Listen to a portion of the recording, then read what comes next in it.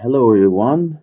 Today we are going to discuss about the viscosity and the mechanism of the momentum transport, and we are going to understand how momentum is transported. Well, let's start with the definition of the viscosity. And what's the viscosity?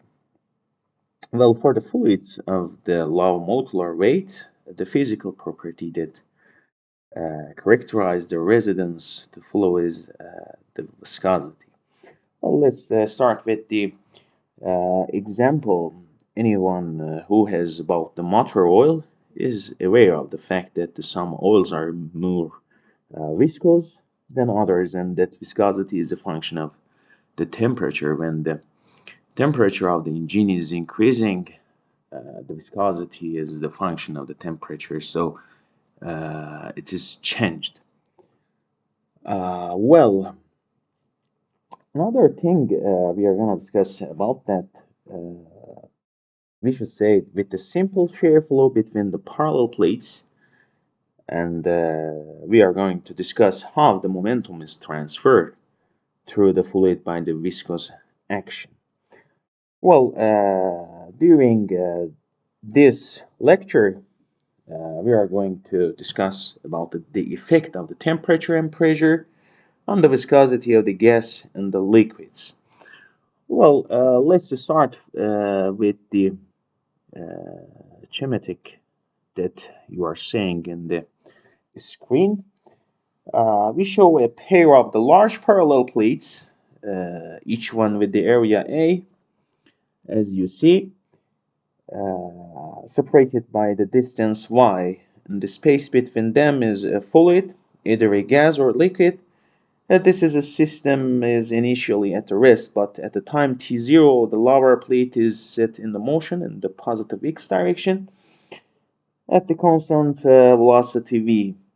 As the time persists, the fluid gains a momentum, and ultimately the linear steady-state velocity profile shown in the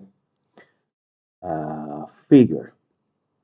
As you see, this is the equation. We can say that constant force F is required to maintain the motion of the lower plate. Common sense suggests that this force may be expressed as you see here. And the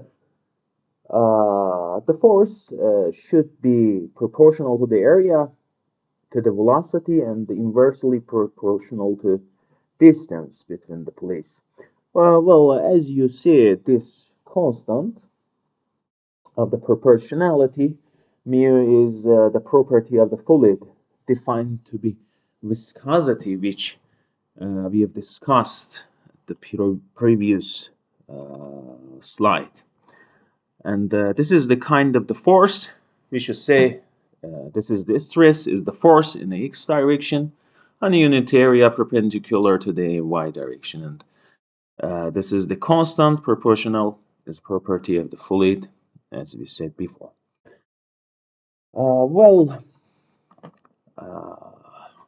here we are going to discuss about the Newtonian fluid and the non-Newtonian fluid, and what's the main differences between them. Simply, we can say that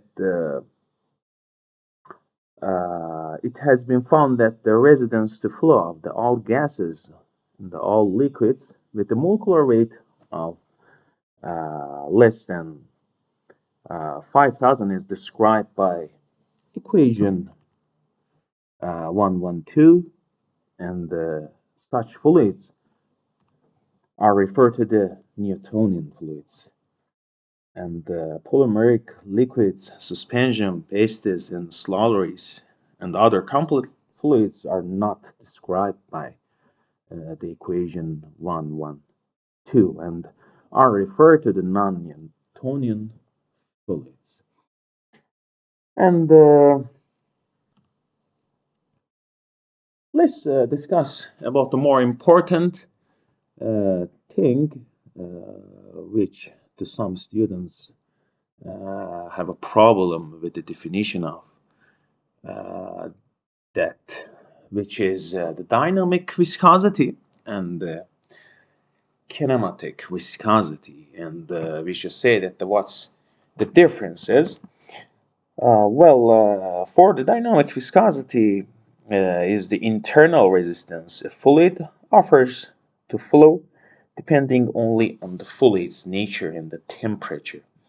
And the kinematic viscosity is the ratio of the dynamic viscosity, as you see here, and to the fluid density. Let's see here, and it shows how easily a fluid flows under the effect of the gravity. For example, for the honey has a high dynamic viscosity while air has a low viscosity, and kinematic viscosity, even if two fluids have the same dynamic viscosity, the lighter one will have the higher kinematic viscosity. Another things we should say the dynamic viscosity is based on applied forces, while the kinematic viscosity is influenced by the density together. They describe how fluids resist and allow the motion. And first, we discussed briefly the viscosity depends on temperature. Sorry, depends on the temperature and the pressure. So for that reason, we can discuss about them. So, that viscosity can be estimated by the empirical methods and making use of other data on the given substances. We present here corresponding states correlation, which facilitate such estimates and illustrate the general trends of the viscosity with the temperature and the pressure for the ordinary fluids. So, as you see, the plots gives a global view of the pressure and temperature dependence of the viscosity. Here, we can deal with the reduced viscosity. The reduced viscosity is plotted versus the reduced temperature Tr for various values of the reduced pressure.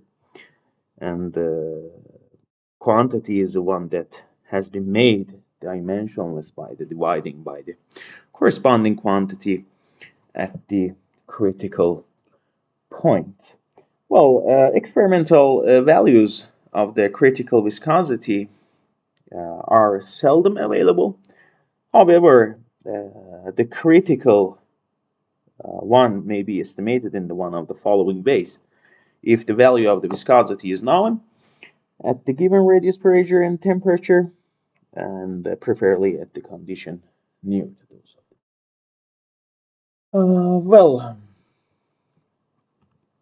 Another important topic we are gonna discuss about the convective transport and the viscous transport.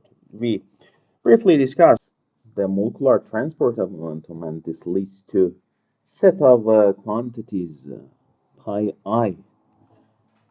We will see in the next, this one, and which gives the flux of the J momentum across the surface, perpendicular to the I direction. And another one is convective transport, and momentum can, in addition, be transported by the bulk flow of the fluid, and this process is convective momentum flux. And rho v is the momentum per unit volume, and the next is the velocity component normal to the surface, and it should be normal to the surface, otherwise it's It could not be exact flow. And here we will discuss about the combined momentum fluxes, which is combined with the pi we discussed here, which is the sum of the convective transport and the viscous transport. And as you see, the pi is related to the molecular stress, and the molecular stress is divided by the normal stress and the shear stress. For the normal stress, we can say that the stress that acts exactly perpendicular to the surface in the fluid, it should be perpendicular. When we are discussing about the normal stress, we should consider that it should be the perpendicular. And for the shear stress, the stress that acts parallel to the surface in the fluid. And the second term is the convective transport, which is related to bulk. And I think until here it's enough, and we will gonna discuss further about the transport phenomena and the momentum. And in the next, we will discuss about the continuity equation, momentum, Navier-Stokes equation, and so on. So from here, I think it's enough, and have a good time.